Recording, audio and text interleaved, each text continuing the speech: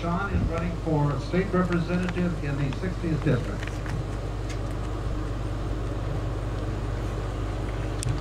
Thank you. Actually, Sean-McPhillips, but that's okay. I'm a little disappointed there was no teleprompter here, but I'm going to have to wing it. Is that okay with everybody? My name is Sean-McPhillips, and I'm an independent candidate for state representative in Boone County, District 6. A little bit about myself. I've worked, well, education-wise, I have 2 graduate degrees in both business administration and public administration. I know and appreciate where the two intersect and where they should be definitely, where the line should definitely be drawn. Professionally, I've worked in health information technology for almost my entire professional career, which is about 20 years.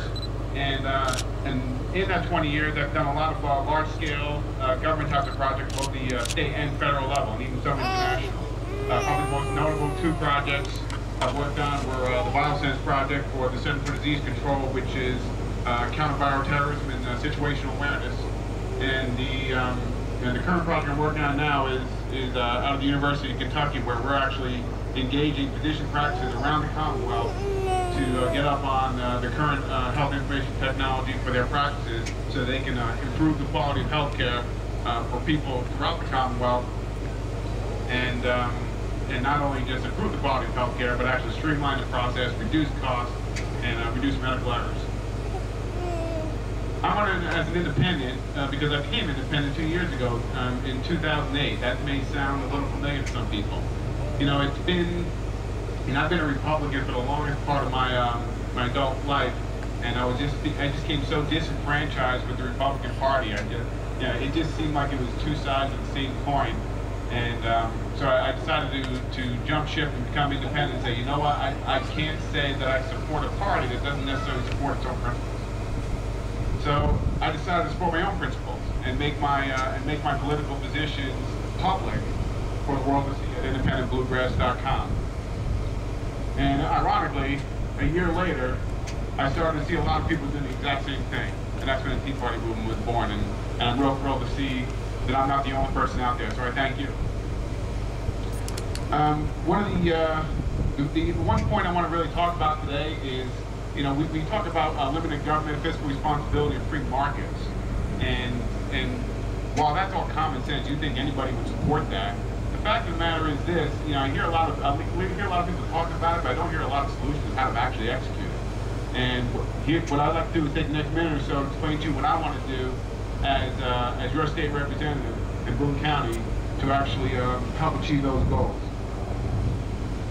First, you need to understand the nature of the problem. For the past century or so, the federal government has bastardized the Commerce Clause and the Necessary Proper Clause of the United States Constitution, resulting in dramatic growth of administrative agencies and laws that micro-govern the American people. And this includes everything from firearm sales to health care, as recent votes indicate. And that's just, in my opinion, not acceptable. I think it's they run around the 10th Amendment. And we the state level need to step up and actually do something about it. We need to know is draw a line in the sand and then hold that line. And there is something simple that we can do that not only helps achieve these goals, but helps actually support states' rights. We need to pass a measure at the state level that does not grant the federal government jurisdiction over any in-state commerce, where in-state commerce is defined as any business transaction between any person or business in Kentucky between any person or business in Kentucky and any other person or business in Kentucky. I mean, it just makes sense. That's in-state. But the Commerce Clause specifically empowers government, the federal government, to its restricted commerce powers of interstate commerce. That's state to state, not within state. So I would support a measure that strictly that does not grant the federal government jurisdiction to manage commerce within the state. Now, here's why that relates to the three principles up there. First of all, it revokes the federal government's jurisdiction on interstate commerce, within the state. Therefore, any federal government's resources, what have you, that is designed to police in-state commerce, the micro-governance of the people, immediately becomes obsolete.